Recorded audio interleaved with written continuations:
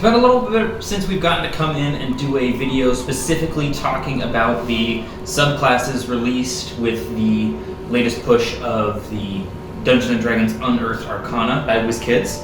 And it has been something I've been meaning to continue on, and we are going to do that today. And today we're going to be talking about the Ranger subclasses that were released. We had two of them released, the Fey Wanderer and the Swarmkeeper. I have gotten to play the Swarmkeeper. I do enjoy playing as the Swarmkeeper. It is a lot of fun, and just almost more from just an aesthetics point of view. I like the idea of just someone just there and then just these like beetles or whatever it's called. It's almost would be a mix of what I would imagine Caduceus Clay would look like if he was a ranger. But we're going to start off with these Rangers. In particular, just as a class, are very versatile, half spellcaster, they're half casters. Although personally they have never been my favorite to play. I either always like to go full bore, just in with spellcasting, or I prefer to play a martial class. That is very contrasted by my current character in Avernus right now, which is a barbarian cleric, but that's beside the point. But let's go ahead and let's start talking about these.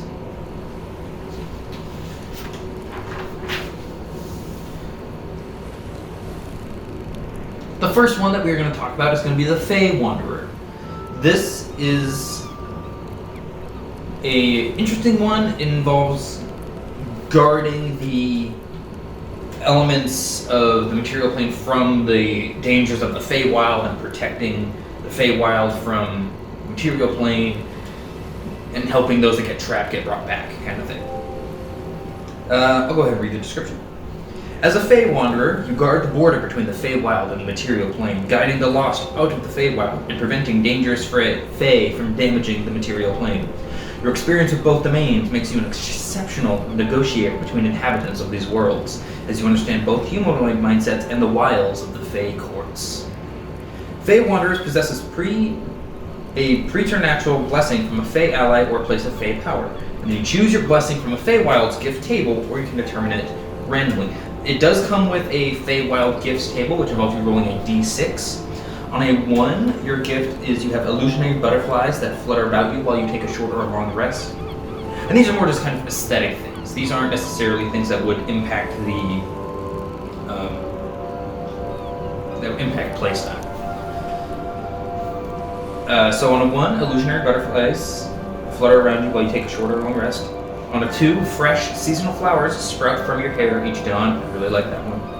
3, you smell faintly of cinnamon, lavender, nutmeg, or another comforting herb or spice. I love that one. I love the idea of just like always having deodorant on. It's like, 4, your shadow dances while no one is looking directly at it.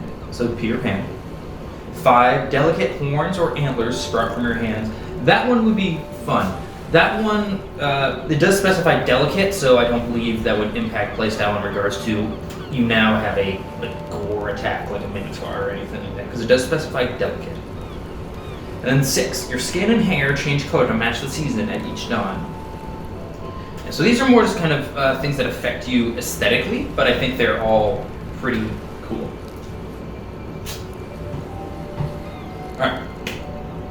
At 3rd level, when you take this as your Ranger subclass, you learn an additional spell when you reach different levels in the class. This is for Fey Wanderer magic. And as per usual, they count as Ranger spells for you, but don't count against your number of spells known. At 3rd level, you gain Charm Person. At 5th level, you gain Misty Step. 9th level, you gain Dispel Magic. 13th level, Banishment. And 17th level, Mislead. I don't, like everything below Mislead, I know a lot about. Mislead, I don't know if I've ever actually seen Mislead used in a game.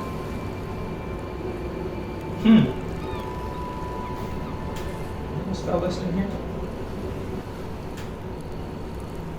I don't have my player's handbook around, so I loaned that to a friend. We'll have to come back to that.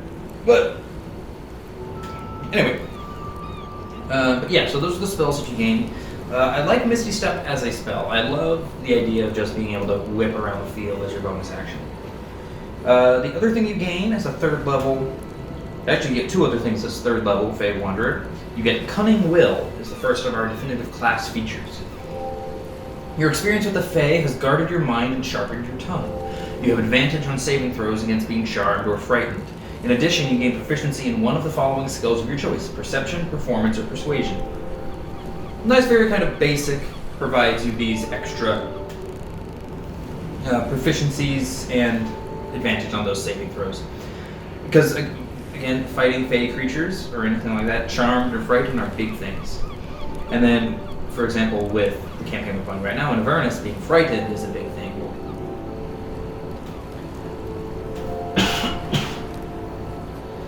Next up, we have Dreadful Strikes, which is our final third level Fey Wanderer feature. You augment your attacks with mind-scarring magic drawn from the gloomy hollows of the unseelie Fey. You gain a bonus action that you can use to imbue the weapon or weapons you're currently holding with magic. Until the end of the turn, the weapons are magical, and they deal an extra 1d6 psychic damage on a hit. The creature can only take this damage once per turn. When you engage in two-weapon fighting, you can view your weapons as part of the same bonus action when you make the attack. You can imbue your weapons as part of the same bonus action you use to make the attack. Okay. I have mixed feelings about this. I have mixed feelings about this particular feature, because it never specifies specifically whether or not, in this case, well, no, I mean, it does. Again, I have mixed feelings about this. I don't like being able to waste your bonus action in that regard. For archer characters, for archer rangers, long-range rangers, that works very well, because then you just have it. And it does state that you can use that as the same bonus action you use when you make your second attack with your two-weapon fighting. So all in all, it is very nice. It just feels like, I'll put it this way. When you dissect it, it's perfectly fine, but on the surface it seems bad. Which doesn't really make sense, but that's why I have mixed feelings about it. I feel like it's worded oddly. Next thing we get is we get a 7th level Fey Wanderer feature, Blessings of the Courts. You've learned eerie techniques from both the Gloaming Court and the Summer Court of the Feywild. Once during each of your turns, when you hit a creature with a weapon attack, you can expend a spell slot to deal extra psychic damage. The extra damage is 3d6 psychic damage, and the creature must succeed on a Wisdom saving throw against your spell DC or be frightened of you until your next turn. In addition, whenever you make a Charisma check, you gain a bonus to the check equal to your Wisdom modifier, which is nice. That's very nice, because as a ranger, you're going to have higher Wisdom than you do Charisma. I know, unless I'm playing a class that specifically utilizes Charisma, Charisma is usually my dump stick. I do like that feature a lot. I just want to make sure. I do like this feature a lot. It reminds me, it's essentially another version of Divine Smite. It's just the ranger version of it, and it does psychic damage. But I like it a lot. Next up is our 11th level Fey Wanderer feature, Beguiling Twist. Learn how to manipulate mind-altering magic, channeling it from your allies towards others. Whenever a creature you can see within 120 feet of you succeeds on a saving throw against being charmed or frightened, you can use your reaction to force a different creature you can see within 120 feet of you to succeed on a Wisdom saving throw against your spell save DC, or suffer your choice of one of the following effects. The creature is charmed or frightened by you, your choice.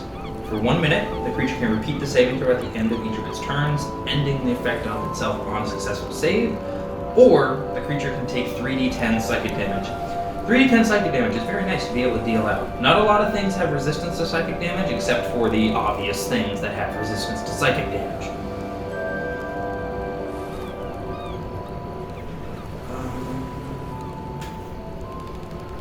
One thing that it does not specify in here is whether or not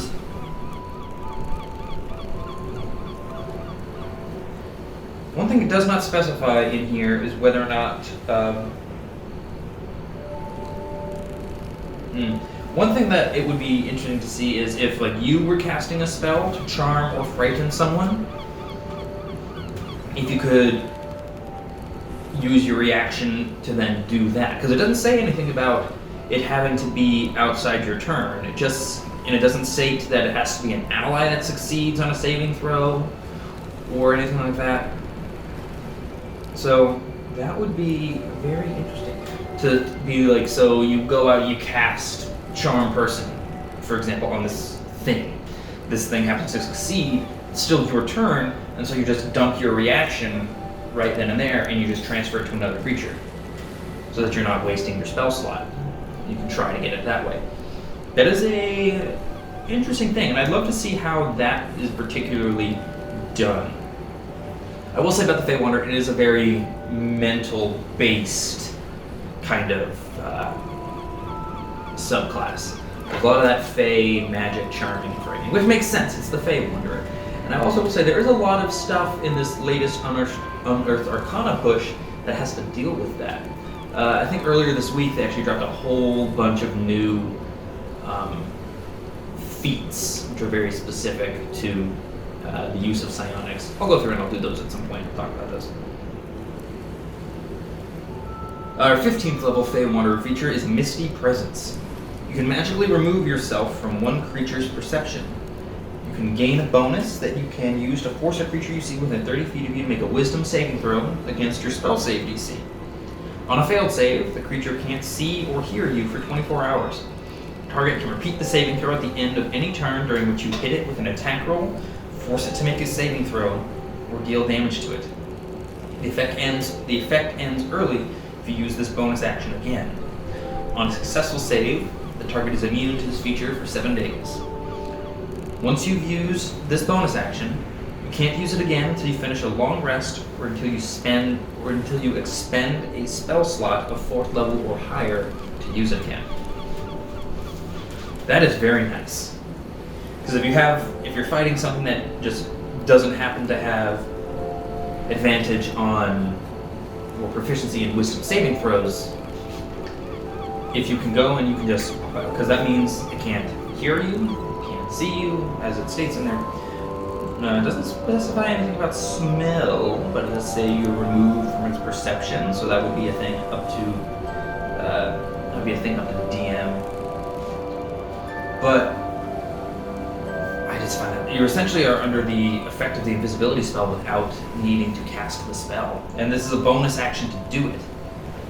Granted, this is something you can only do once a long rest, but you can dump your 4th level spells in it to continue to do it, which is very beneficial.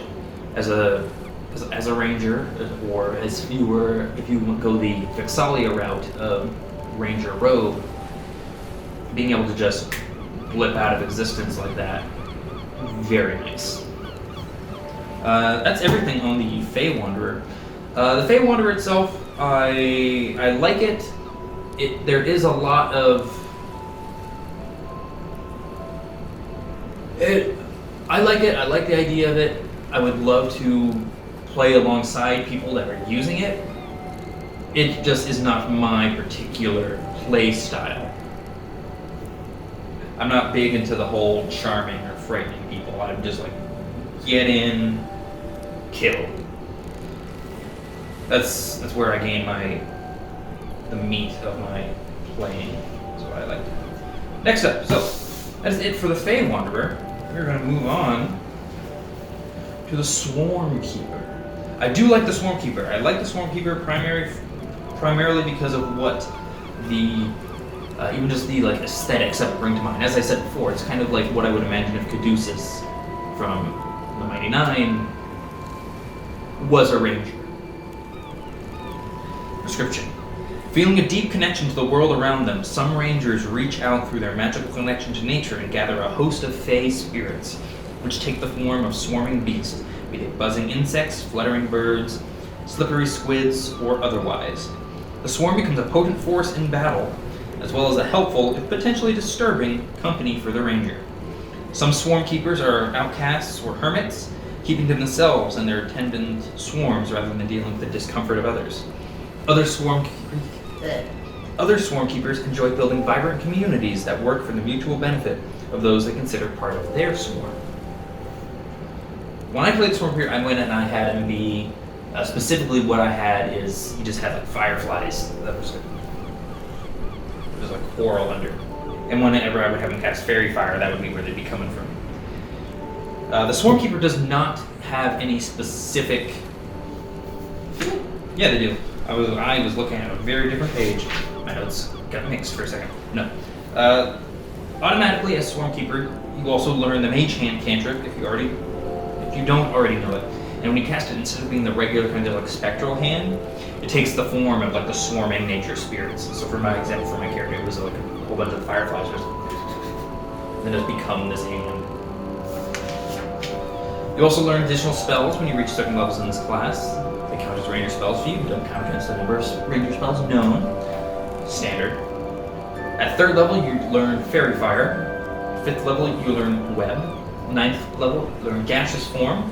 13th, it's Giant Insect. And 17th, you get Insect Plague. Yes, all very well themed. I like it a lot. Very well themed to the idea of the Swarmkeeper. A lot of fun things can be done. In terms of Fairy Fire, when my guy would cast, like, for example, when my character, Suemi, would cast Fairy Fire, it would be just a bunch of the fireflies would come pouring out of his sleeve and just go and just grab things, is how we told it. So, this is going to be our 3rd, and also it's an 11th level Swarmkeeper feature, because it increases at 11th level. Gathered Swarm. This is kind of the meat and potatoes of the actual Swarmkeeper class.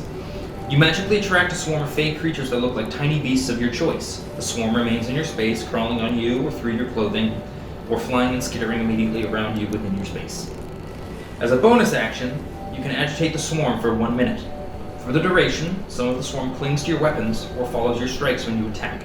Once during each of your turns, when you hit a creature with a weapon attack, you can deal an extra 1d6 force damage to that creature, and the swarm moves the creature up to 5 feet towards you or away from you, and that is your choice.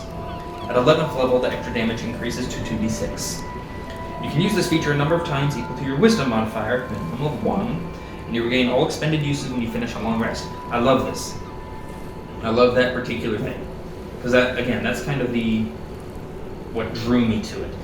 Essentially, you're almost like coating a sword with insects and smacking with it, where insects are following an arrow as it leaves your bowstring, and they're just like. I'm like almost imagining, like, for an example, I would like almost imagine fireflies gripping the head of an arrow, like gripping an arrowhead, and then as they hit, they would just all kind of just combust and just. And that's what would deal in that extra 1d6.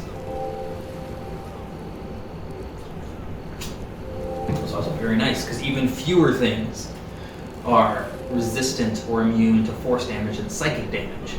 So, anything that deals with force damage, there's a lot of stuff having to deal with force damage with the Swarmkeeper, and that is why I like it. It's almost, I was about to say it's almost an answer to Eldritch Blast, but it's still, Eldritch Blast is still the thing. But then the damage does increase to 2d6 at 11th level as well. I would almost prefer just increase to 1d8, but I like the idea of 2d6 better. That's the difference between a short sword and a great sword.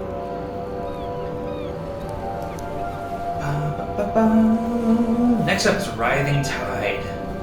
Oh no, I'm going to talk about the actual other big thing about Gathering Swarm real quick. You can move your enemies around. Not a long way, but you can move them around. And no save for it, nothing like that. Just move your enemies. I do wonder, though, one thing I am curious about. If you were to say so, if you had a friend that was grappled, so you had a friend that was grappled by Gubrezu or something like that, could you target your friend, not the Gubrezu, but could you target your friend with an arrow, hit them, and then use your swarm to pull them out? That is something interesting. That would be a thing to look at, and you'd have to have, in my opinion, you'd have to have a very generous DM to let you do that. But moving on to the Writhing Tide. This is our 7th level Swarmkeeper feature. You can condense part of your swarm into a focused mass that lifts or sweeps you along. Whenever you activate your Gathered Swarm feature, choose one of the following additional benefits. So this is something that stacks on top of Gathered Swarm. So whenever you agitate your swarm during that you got at 3rd level, you can pick one of these 3 things to add on to that extra d6 damage. And I mean that thing lasts for a minute with no concentration. Your walking speed increases by 10 feet, and you can take the disengage action as a bonus action. You essentially become a rogue for a little bit. You gain a climb speed equal to your walking speed, and you can climb difficult surfaces, including upside down and on ceilings without making an ability check. You get spider climb. You gain a flying speed of 10 feet and can hover. That is very nice, because it'd be very nice to kind of... But personally, my favorite of those is probably going to be number 2, where you get essentially you get this spider climb spell. That would be my favorite of those. Next up is Scuttling Eyes. As an action, you can magically form one of the spirits of your swarm to the shape of a tiny beast of your choice. This transformation lasts for an hour, at which point the spirit disappears. For the duration, the spirit has a speed of 40 feet, but you can use to walk, climb, fly, or swim. The spirit has your senses and telepathically relays what it sees and hears to you. During your turn, you can speak through the spirit, telepathically command it to move, and it can hide using your bonus to dexterity stealth checks. The spirit has an AC of 18, and if it takes damage, you must succeed on a wisdom saving throw, concentration check. It'd be a concentration check using wisdom instead of this case. In this case, DC equal to 10 or half the damage dealt, or the spirit disappears. As an action, you can dismiss the spirit early. If you do, you can magically teleport to an unoccupied space within 5 feet of where the spirit disappeared. Once you use this feature, you can't do so again until you finish a long rest. You can also use it again by expending a spell slot of 3rd level or higher. We didn't get up this high in our game while I was playing as a Swarmkeeper, so I haven't gotten to test this out. But on paper, it seems nice. I do think it is going to be confusing to players and DMs, the fact that it's a concentration check. You're making a concentration check, but you're using wisdom. So I think there's going to be a lot of make a concentration check to maintain your spirit, and then rolling a Constitution saving throw. I think that's going to happen quite a bit. And then spirits are going to dissipate. But it's fairly similar to Find Familiar. It is tiny. It is a tiny beast. But yeah, there does not appear to be anything in here in regards to being able to assist you with the help action during combat, or use your anything like that during combat. But I do like the idea behind it.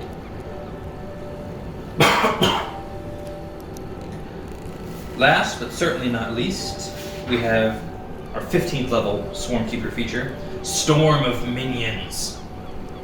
Your swarm can expel a seething storm of spirits that drains life from others. As an action, you create a magical sphere filled with an enraged swarm centered on a point you can see within 120 feet of you. The sphere has a 10-foot radius that lasts for 1 minute. The sphere is difficult terrain for creatures other than you. A creature other than you that starts its turn in the sphere's area must make a Constitution saving throw against your spell save DC. On a fail, the creature takes 2d8 necrotic damage and is blinded until its next turn. On a success, it takes half damage and is not blinded. At the start of your turn, if any small or larger creatures took damage from the swarm, regain 1d8 hit points. On subsequent turns, you can use a bonus action to move the sphere up to 30 feet. When you activate this feature, you can choose any number of creatures you can see to be unaffected by it. And once you use this feature, you can't do so again until you finish a long rest. And then you can also use it again by spelling a spell slot of 4th level or higher. Spirit Guardians! Spirit Guardians! Love it. It is literally, it's the Cleric's Spirit Guardians, but with a few extra twists It's bigger, for one thing. No, it's not. It's not bigger. It's actually a tiny bit smaller. Because Gear Guard is 15-foot radius. This is a 10-foot radius. It still lasts for 1 minute. It's not a spell though, so no concentration. And 2d8 necrotic damage. Blinded. Difficult terrain. And then healing you. So worth it. I would be very willing to dump a 4th level spell slot in to be able to do that multiple times. It's such a good thing. All in all, I really like the Swarmkeeper as a subclass. It was a lot of fun to play, and all in all, it's just a lot of fun in general. I like playing Rangers, and I think my favorite class in Ranger is still Hunter, because of the extra things you can do with it, but Swarmkeeper is probably my number 2 now. Fey Wanderer is on the list, but it's not really high up there. I haven't gotten a chance to play it, so I can't speak honestly to it. But I really liked playing as the Swarmkeeper when I got to play. All in all, so far the Unearthed Arcana seems to be very good. A lot of the stuff is seems to be working well. I have noticed they have taken some things away. They've archived some stuff. Specifically some spells. Took a lot of the psionic spells away. But that is the prerogative of WizKids and Wizards of the Coast. But I digress. That has been my video on the Ranger subclasses. Just had a brain fart there. It's a video on the Ranger subclasses. If you liked this video and you want to see more of the stuff as I do it, please go ahead, leave a like and comment down below, and I'll see all of you guys in the next video.